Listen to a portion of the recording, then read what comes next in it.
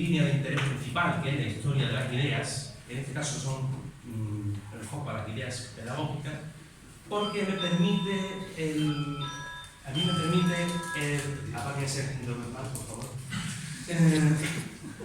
Como digo, me permite detectar cómo después de surgir en un periodo determinado y permanecer estas ideas en un plano de abstracciones, encuentran, si es que lo encuentran, en este caso encontraron, pero no llegamos a coger, un momento propicio para su transformación a realidades prácticas, con unos resultados, la mayoría de las veces, inciertos.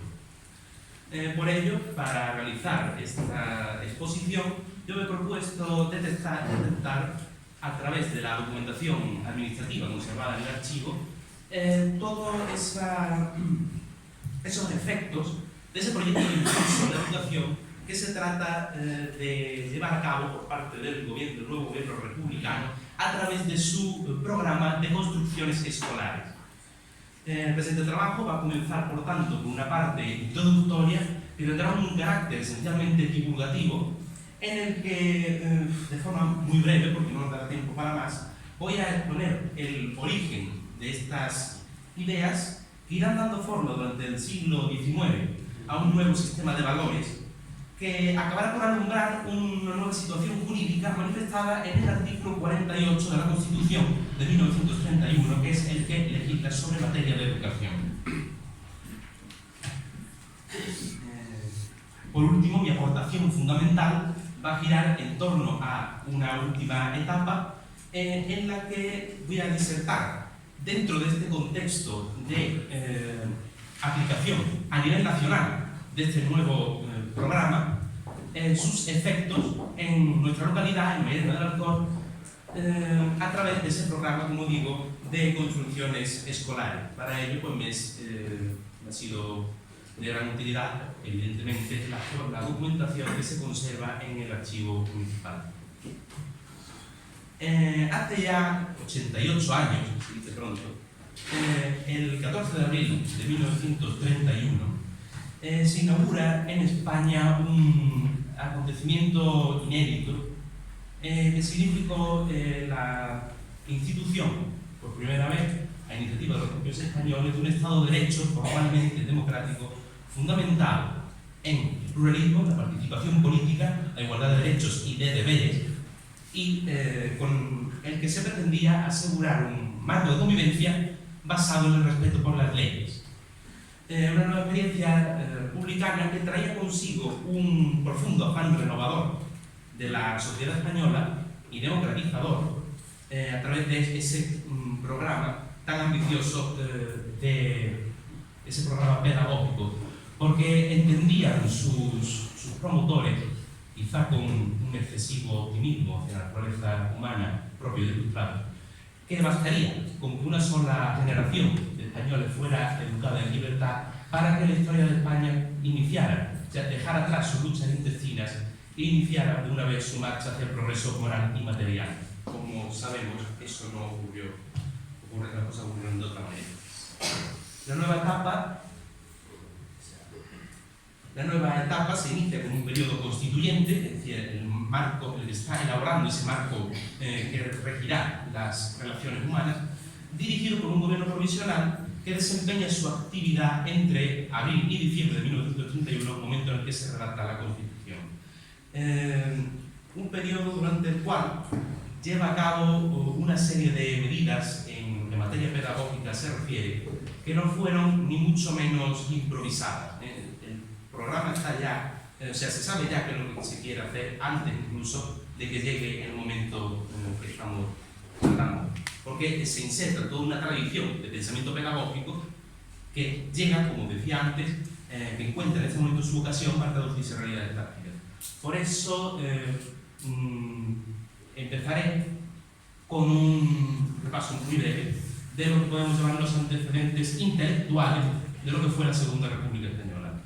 Para eso yo me voy a retrotraer bastante atrás, hacia la época de las pelucas, en el siglo XVIII, este movimiento que todos conocemos como la Ilustración, porque es en el momento a partir del cual la educación se convierte en el punto central de un pensamiento imbuido de un optimismo moral con ese afán de renovador de las sociedades, en este caso a nivel occidental. Es importante en este contexto la educación porque se transforma junto con la concepción, la consideración de la infancia y de la familia, que experimenta toda una revolución en el siglo XVIII. El niño, en este momento, es en este momento cuando en el niño se empieza a ver como el depositario de las esperanzas del futuro. Es decir, que si tiene que haber algún cambio en la sociedad, este deberá de empezar por la educación de las nuevas generaciones. Eso es la teoría, pero la práctica es bien distinta. José Manuel ha dado ya un repaso bastante clarividente de todo lo que es de toda esta situación previa, y creo que no corresponde ahondar demasiado en ello. Lo que sí manifestaría es que eso, que se elaboran programas. Ahí tienen la ley Moyano, que ha dicho, que ha mencionado antes también José Manuel, de 1757, programas que son deudores de los principios ilustrados y que suponen una toma de conciencia de esa necesidad de hacer frente a esa lacra que es el analfabetismo, pero claro, es que resulta imposible partir de la nada más absoluta. Hace falta un esfuerzo ingente para el que no habrá ni capacidad ni tampoco voluntad de llevar a cabo hasta el momento que voy a tratar yo a continuación.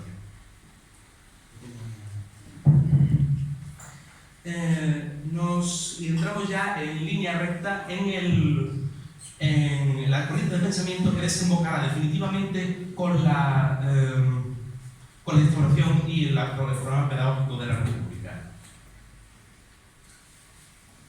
En torno a 1848, por influencia de esas revoluciones que están teniendo lugar en Europa, que no afectan directamente a España, pero sí a su pensamiento, como digo, el pensamiento español contempla un cambio decisivo, ¿no? Hasta entonces el liberalismo político español experimenta en ese momento una escisión de un sector más aperturista, abanderado de los ideales propiamente o protodemocráticos, porque en este caso es como se hablan de sufragio universal masculino, que dará lugar a la institución de lo que se llamaba entonces el Partido Demócrata. Son unas ideas que vienen traídas por una nueva escuela de pensamiento de origen alemán, es el krausismo, en la cual, por razones obvias, yo no puedo, y por lo complicado que es no puedo no voy a entrar en la filosofía, pero sí voy a entrar en el filósofo.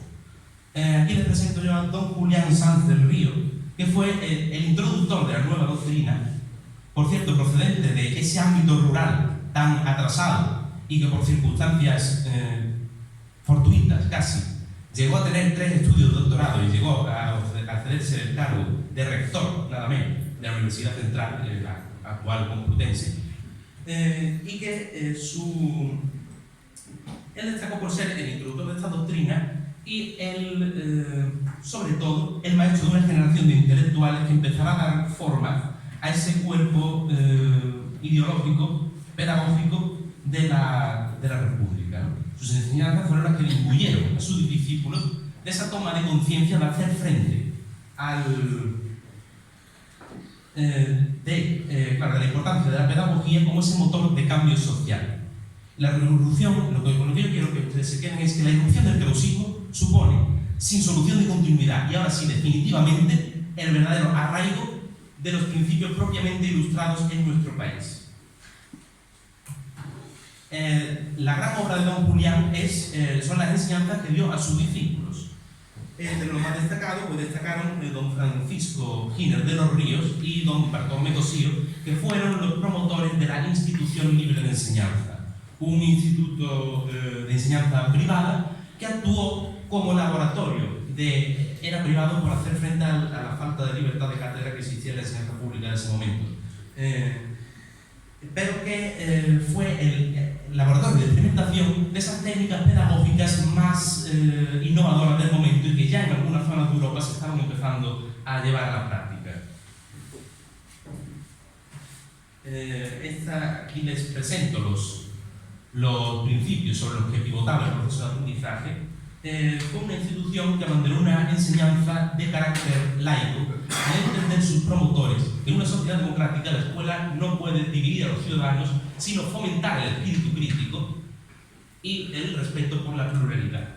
Consideraban estos causistas que es necesario dar a conocer objetivamente todas las tendencias religiosas y políticas sin tomar partido por ninguna de ellas, porque entienden que corresponde a las familias, en el uso responsable de su libertad de conciencia, el enseñar a sus hijos, el educarlos en la confesión que consideren conveniente.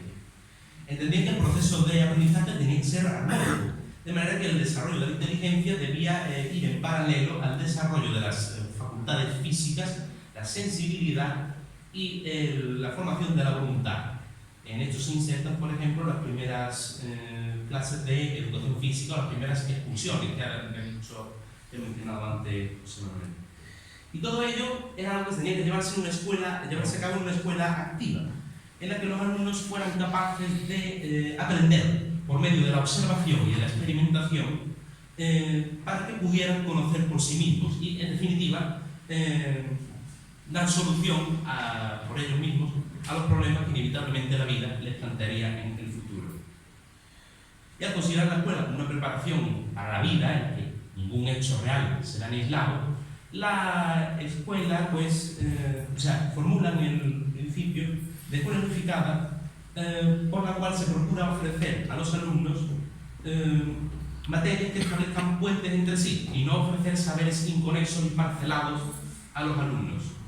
Luego se desarrollan otros conceptos como es el de la coeducación, el hacer accesible a niños y niñas en pie de igualdad la enseñanza, pero como he dicho antes, la gran dificultad de partir de la nada hace que sea un ensayo que ni siquiera la República se atreva a imponer con rotundidad. En este aspecto es notoria la influencia de doña Concepción Arenal, una intelectual muy vinculada a este entorno de la institución libre de enseñanza, precursora del primer pensamiento feminista español. Los principales intelectuales españoles formados en la institución libre de enseñanza, supongo que muchos de ellos les sonarán, ¿no? Tenemos a grandes literatos del siglo XIX, principio del XX, Leopoldo Alas Clarín, de segunda generación, a Zorín o a Juan Ramón Jiménez, pero sobre todo yo me detengo en los que serán los principales cuadros políticos que actuarán desde las instituciones del gobierno republicano y especialmente en materia de educación. Tenemos ahí a Fernando de los Ríos, que será el ministro de Instrucción Pública y uno de los principales promotores de esta reforma de la enseñanza. Otros políticos de la época como Salvador Madariaga o, que todos conocemos, al presidente Manuel Azaña. Por eso cuando yo estoy intentando retrotraerme hacia el closismo y la institución libre de enseñanza para explicar todo esto, no es algo que me haya inventado yo, es algo que y reconociéndose deudores de las enseñanzas de don Julián Sanz del Río, el 22 de mayo de 1931 el gobierno de la República organizó una visita oficial dirigida por este ministro de Instrucción Pública, Fernando de los Ríos, a la casa natal del maestro Julián Sanz del Río a Torreareva, en Soria, con motivo de homenaje a su figura. Una visita a la que también acudieron personalidades muy importantes del momento, como fueron Federico García Lorca o José Ortega y Gasset. Bueno, todo esto que hemos visto es el trasfondo intelectual que se materializará, como decía antes, en la nueva situación jurídica que recoge el artículo 48 de la Constitución española.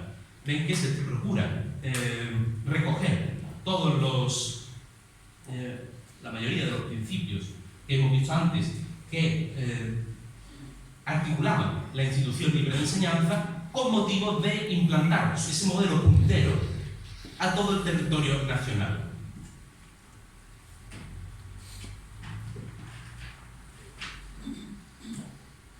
la importancia que se le concede a este proyecto educativo, a la simple importancia de la educación por parte de estos intelectuales que ahora están en el gobierno, queda de manifiesto cuando uno, observando los presupuestos generales del Estado, observa cómo el Ministerio de Instrucción Pública y Bellas Artes, el que correspondería al Ministerio de Educación, es el menos afectado por los recortes presupuestarios que exige la situación de crisis.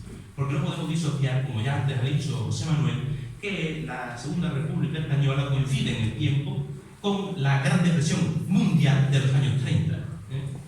Cual da que pensar, ¿no? Ver que ese aumento tan drástico de las cifras en otras materias. Bueno, para ello, la mejor forma de traducir a hechos estas ideas, este pensamiento pedagógico, es, como forma práctica, por medio de la construcción de nuevas escuelas.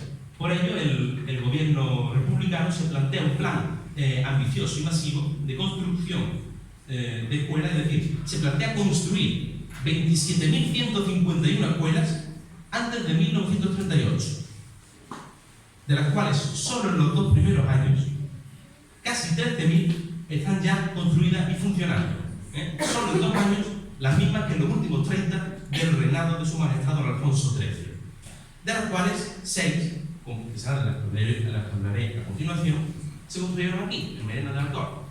Cuando en 1936 tiene lugar el golpe de Estado que acaba con esta nueva etapa, quedaban apenas 5.442 de casi 30.000, con lo cual la tarea creo que fue encomiable. Aquí los protagonistas de la reforma, desde la cúspide, Antonio Domingo, Fernando Río, el alcalde de Mairena en este momento, que es don Antonio Delgado Sánchez, que por todos los escritos que se conservan en el ayuntamiento y por toda la actividad que desempeña se ve cómo la reforma de educación y el plan de construcción de escuelas constituye el principal, constituye prácticamente la obra de su vida. O sea, el compromiso que adopta con el proyecto es algo casi personal.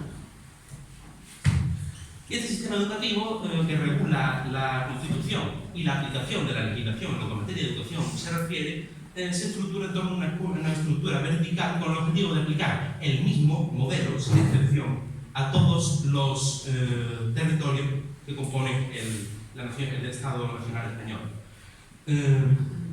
Desde Madrid, el Ministerio de Instrucción Pública canaliza todos los procesos administrativos a través de los consejos provinciales de primera enseñanza, que actúan, como su nombre indica, a nivel provincial. En este caso, pues, uno de ellos actuaba en la provincia de Sevilla.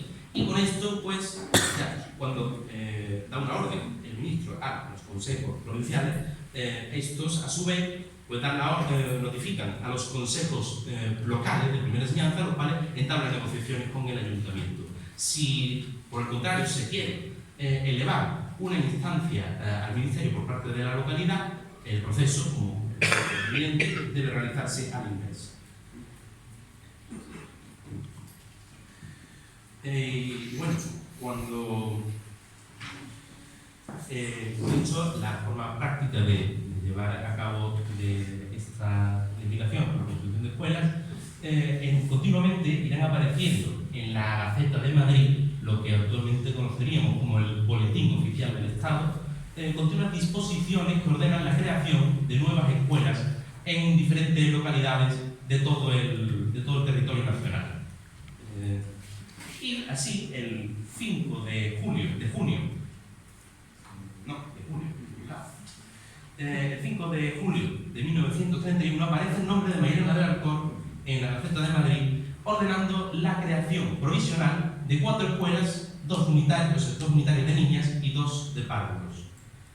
A partir de este momento, cuando entra en acción el Ayuntamiento de Mairena, y es cuando pone en marcha, para iniciar sus actividades, la tramitación de un expediente administrativo, es decir, el conjunto de documentos originados en el proceso encaminado a la elaboración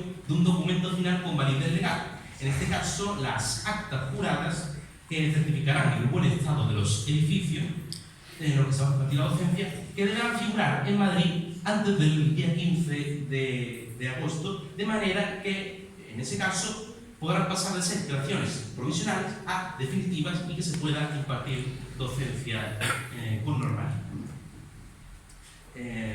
La notificación, ¿no?, de que se han creado nuevas escuelas es como corresponde al procedimiento notificado por la Inspección Provincial de Primera Enseñanza, la cual adjunta al dorso de la petición de la notificación un listado con los materiales de los que deberán estar dotados las escuelas para que puedan ser consideradas creadas de forma definitiva.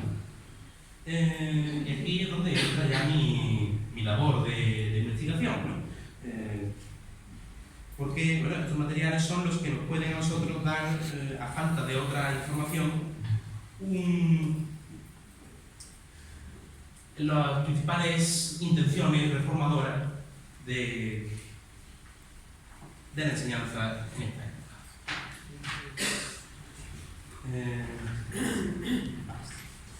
Sí, aquí tienen los grabados del mobiliario, ¿no?, en este caso de los pupitres, que serán utilizados en las escuelas para los niños,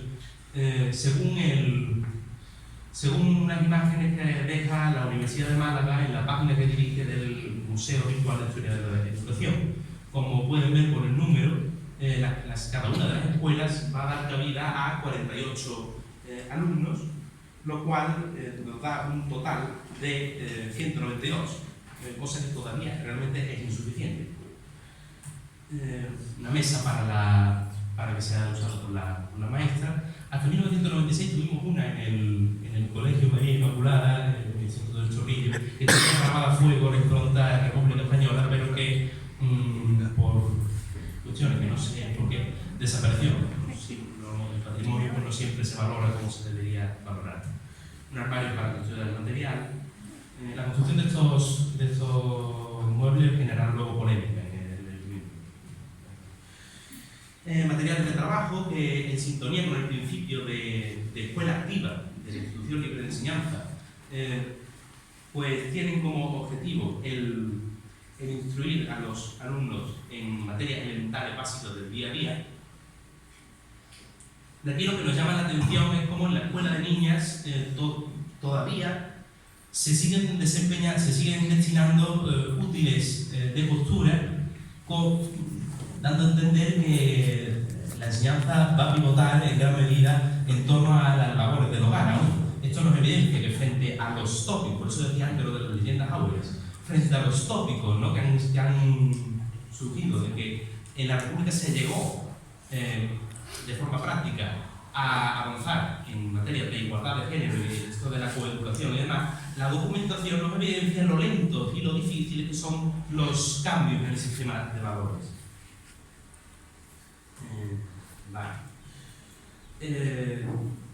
Aquí detallo la lista de los libros, porque claro, los libros de lectura juegan un papel fundamental, porque si una de las cuestiones fundamentales es la de combatir la pesada lacra del analfabetismo, se hace necesario pues instruir a los niños en temas de lectura. El contenido de estos libros nos proporciona datos muy valiosos sobre esas intenciones pedagógicas que yo les he dicho antes, porque a falta de otra información no tenemos en el archivo los planes pedagógicos que se llevan, o sea, lo que tiene que decir el maestro en la clase, ¿no? Pero nos puede dar una idea por el contenido de estas intenciones que constituyen la máxima expresión de todo este trasfondo intelectual que hemos visto antes.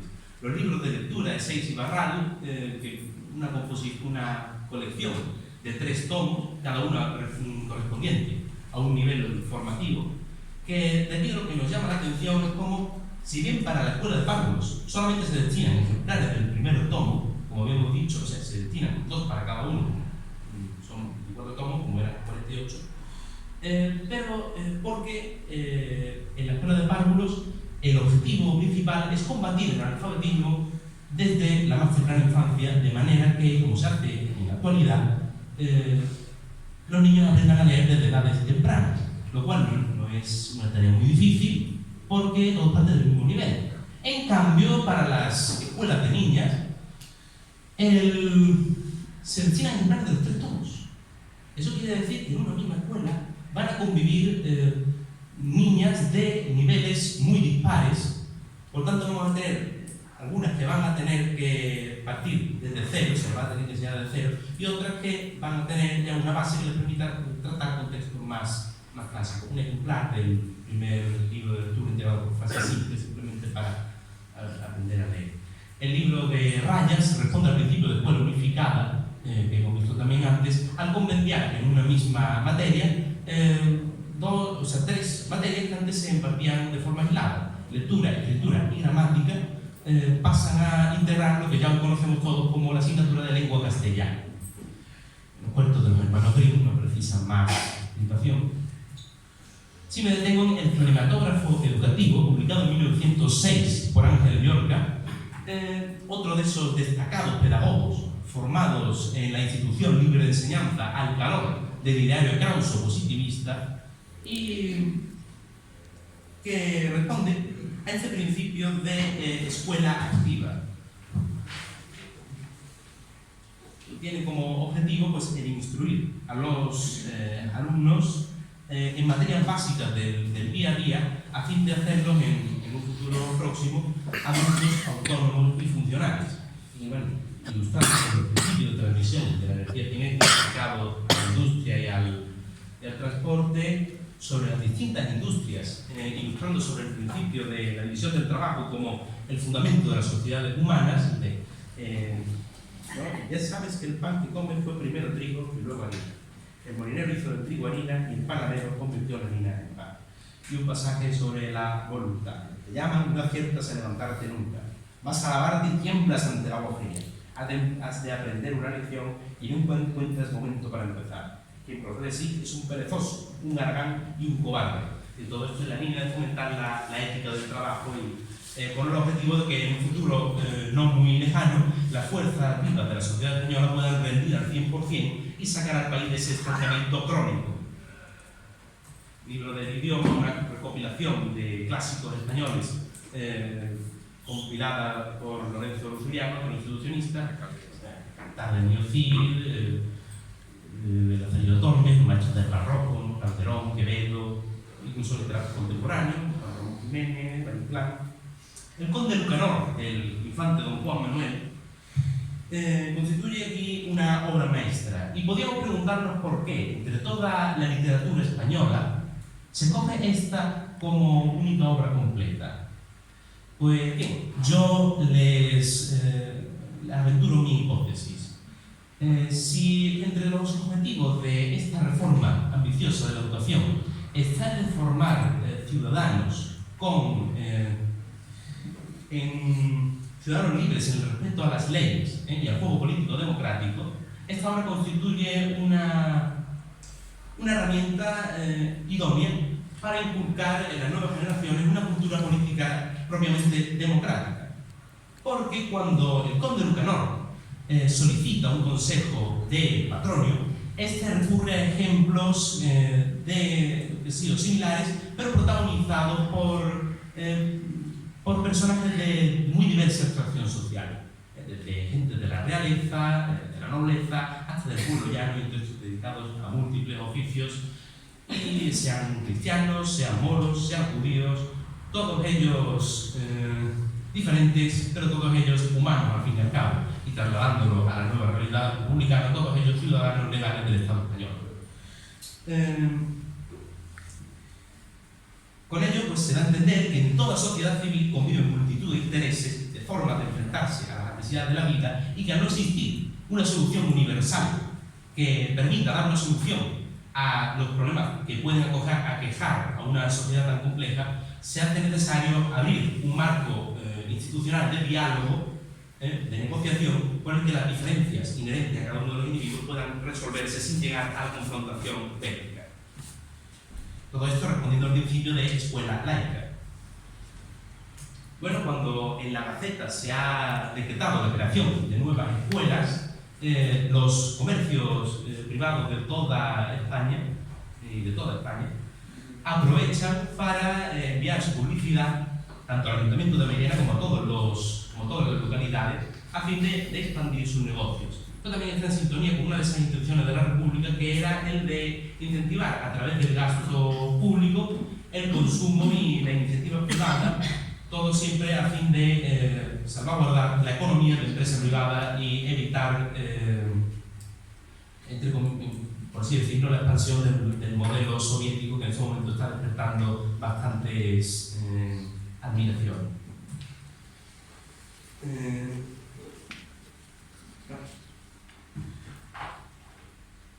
Y vienen de todas partes, ¿no? Como la relación de los materiales. Por tanto, el Ayuntamiento va a nombrar una comisión al efecto que examinará pues, las distintas alternativas que pueden llevarse a cabo a fin de que este proyecto pueda salir adelante. Y bueno, los nombres no nos dicen mucho más, pero bueno, si alguno de ustedes pues, que suena alguno, que hay algún pasado por esto, ahí se los dejo. Esta será la comisión que irá viendo lo que se va a hacer. Y bien, esta política de construcción de escuelas, como nos podemos imaginar, pues requiere de una movilización ingente de recursos que contribuye a generar una red de trabajo de la que muchos sectores pueden sacar partido.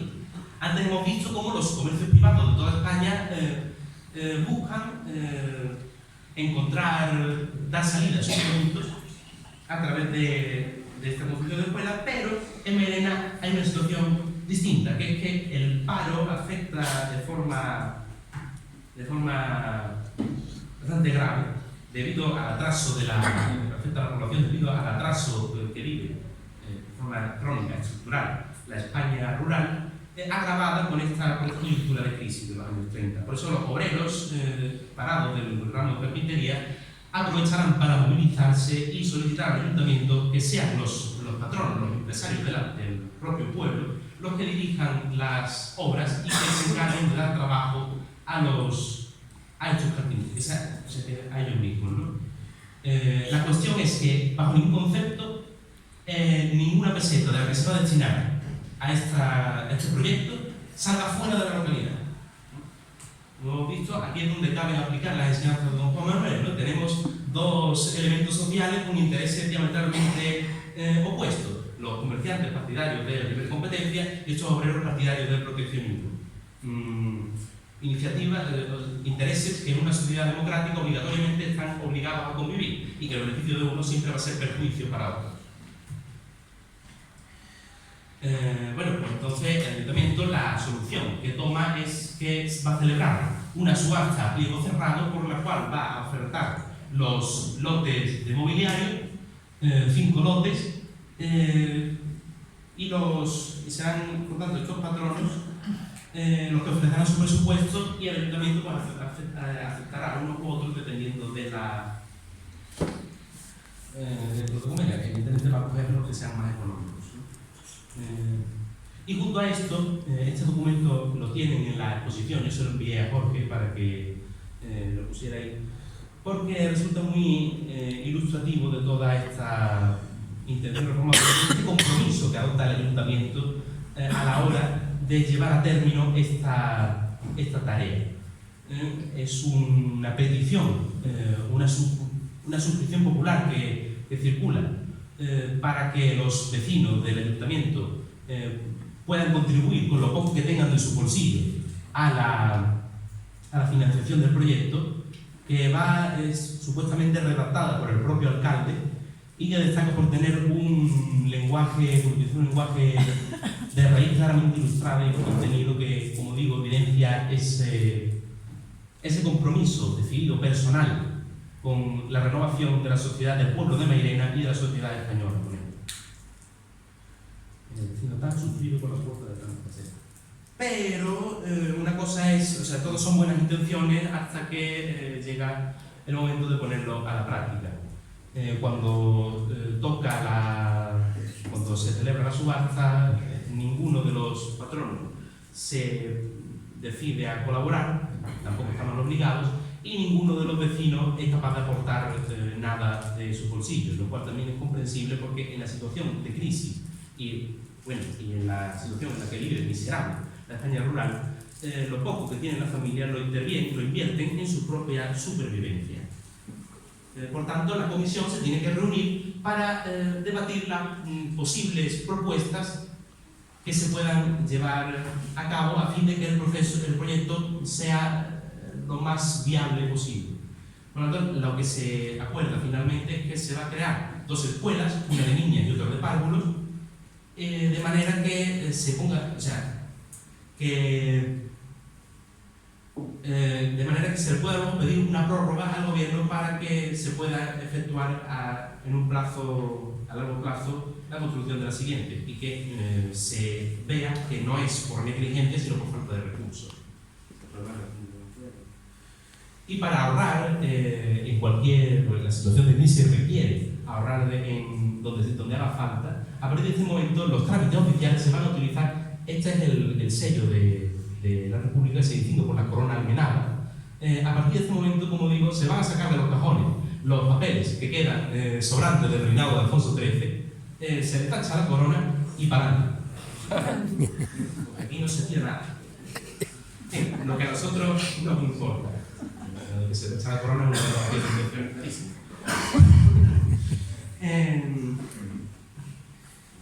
Bien, lo que nos interesa aquí a nosotros es dónde se dirigirían finalmente estas escuelas, ¿no? La escuela de párvulos se va a erigir en la calle Fermín Galán número 1, que era la oficina, lo que fue en su momento la oficina de arbitrios.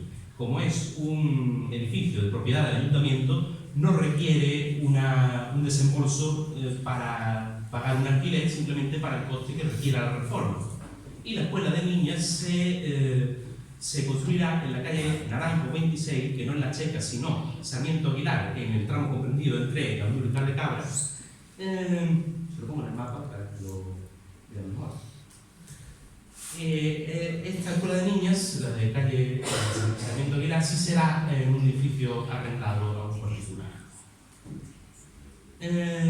Pero finalmente sí se podrán llevar a cabo la construcción de las 4 escuelas, porque cuando el gobierno de la República concede un subsidio para promover obras públicas, entendemos por obras públicas, construcción de carreteras, mejora del alcantarillado, pero esto se va a destinar por parte del ayuntamiento a la construcción de las otras 2 escuelas que faltan, lo cual ya nos evidencia que el compromiso que ha adquirido la corporación municipal y el alcalde en particular con esta tarea es más que manifiesto, es decir, están dispuestos a todo.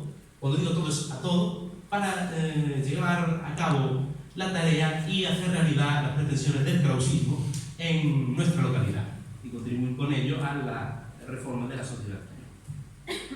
¿Dónde se van a construir entonces finalmente las escuelas que faltan? Pues otra escuela de niñas en el mismo edificio de la Casa de Arbitrios, calle Fermín Galán, lo comentó antes Victoria, es la calle ancha en el tramo que comprende el recinto de la Casa de Arte Flamenco y la Plaza de la Flor, ¿no? Entonces, en el mismo edificio se construye la otra escuela de niñas, que tampoco podemos olvidar que escuela no es un colegio, es lo que decía antes, una casa en la que el profesor imparte clases a 40 o 50 alumnos. Otra en el mismo edificio y otra que se crea por la calle Blasco Ibáñez, que es la calle ancha en dirección al Conchero. Aquí ya se empieza a apreciar cómo se procura una distribución racional de las escuelas, de manera que cada una a una distancia razonable de la otra, para garantizar y democratizar, en cierta medida, el acceso a la enseñanza del mayor número de niños posibles y que la lejanía de la escuela pues, no sea obstáculo para ello. Y bien, una vez que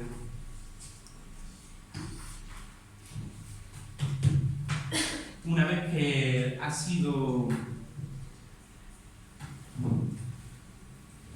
los días 22 y 23 de agosto, el inspector municipal de sanidad, el maestro de obras de la villa, el alcalde y el secretario del ayuntamiento hacen una visita por los locales de las escuelas, una vez que ya han sido acondicionadas, para levantar esas actas juradas que certifican el buen estado de los edificios, las buenas condiciones de salubridad de seguridad y de higiene y que son adecuadas para impartir docencia, que serán entonces enviadas a Madrid, de manera que ya por fin estas escuelas puedan pasar a ser declaraciones provisionales a definitivas.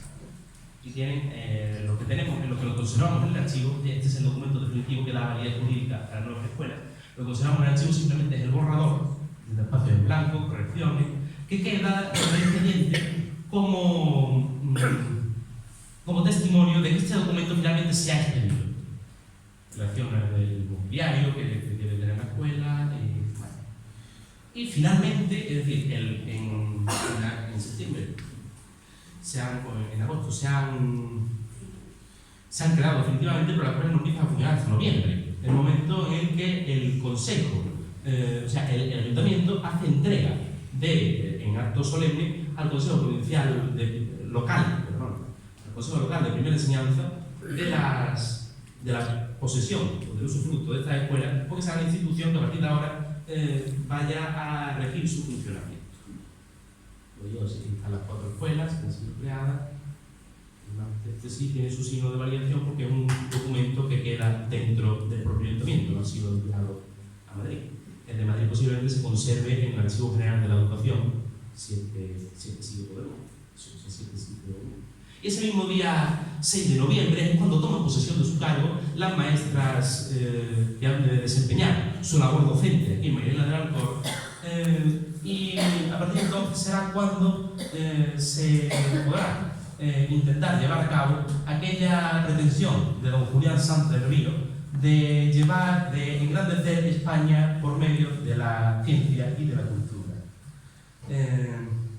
Ya en esto no me detengo porque simplemente les apunto que mientras tiene lugar este proceso de tramitación, la Gaceta de Madrid también decreta la creación de otras 2 escuelas, otra vez de niñas. Se podrán imaginar, con todos los problemas que han habido antes, ahora mismo ponerse a crear estas otras 2 escuelas es una tarea prácticamente imposible. Fíjense que si se crean el día 8 de agosto, provisionalmente el día 8 de agosto, la creación definitiva no se produce hasta el 23 de julio del 32, casi un año después. Y las actividades no se inician hasta octubre del mismo año 32. Y lo que nos interesa es dónde se crearon estas nuevas escuelas para niños.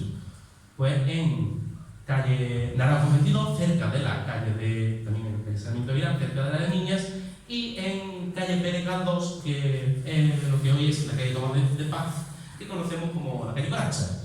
Me reitero lo anteriormente dicho, ¿no? Cada una a la distancia, más o menos a la misma distancia respecto a su homóloga, de manera que todos los niños posibles puedan tener acceso en condición de igualdad a una educación pública gratuita y de calidad que permita que sean sus propias capacidades intelectuales innatas las que determinen, y no su nacimiento, no su razón de nacimiento, las que determinen en un futuro su posición social. Termino ya finalmente con este documento que nos ilustra de forma bastante clara de aquel fechado en 1932, que nos parece bien reflejado ese fuerte compromiso, ¿no? con la educación. Aparecen detalladas las cantidades que eran presupuestadas, no sabemos tampoco con qué margen de fiabilidad, ¿no? Pero la documentación administrativa no suele prestarse engaños deliberados. Las diferencias en el presupuesto destinado por parte del Ayuntamiento de Mairena del Alcor antes y después de la ejecución de la reforma en materia de educación. Si vemos, y dejo los ejemplos más destacados, vemos que en casi todos en la mayoría de los campos las cantidades aumentan, desde el simple abastecimiento de recursos básicos, como el suministro de agua potable o la creación de una cantina escolar, un comedor antes inexistente. Y no podemos olvidar que en este momento uno de los principales motivos por los que los padres las familias no envían a sus hijos a la escuela es porque necesitan ponerlos a trabajar desde edades muy tempranas para poder siquiera sobrevivir. Por tanto, se necesitan cubrir algunas necesidades básicas, siquiera provisionalmente, si se ha de incentivar la asistencia y se ha de querer tener en un futuro no muy lejano una mano de obra cualificada que permita sacar al país del estancamiento. Como digo, hace falta esa inversión.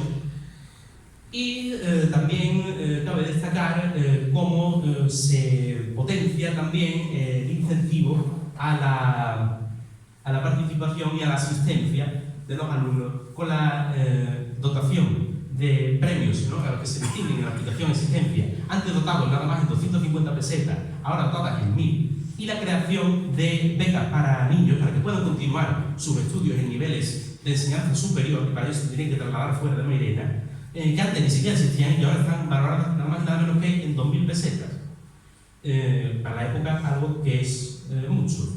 Y en esto no podemos olvidarnos que si el esfuerzo de los niños no se premia, si a todos se les trata por igual, sin tener en cuenta quiénes se aplican más y quiénes se aplican menos, los niños al final no se van a esforzar. Por lo tanto, también es importante tener en cuenta esta cuestión. Se destina también más importancia a la fiesta del libro por esta idea de la importancia de que los niños aprendan desde muy chiquititos. Y como conclusión, la asistencia media, como resultado de este esfuerzo que ha desempeñado el ayuntamiento, crece de una media anual de 401 alumnos a 767, casi la mitad. Y todavía todavía quedaría mucho por hacer para que escolarizar a todos, lo cual es una tarea que creo que merece su consideración. Y con esto yo puedo ya dar por concluida mi posición. He expuesto pues, las principales claves de esta reforma, de este intento de reforma que no dejó de ser eso, un intento que quizá pecó de un excesivo optimismo y que no podemos saber en qué hubiera acabado, porque, como ya sabemos, fue frustrado y sus logros de los pequeños logros fueron desmantelados. Y yo tampoco soy dado hipótesis contrafactuales de decir qué hubiera pasado sí, porque, entre otras cosas, no pasó.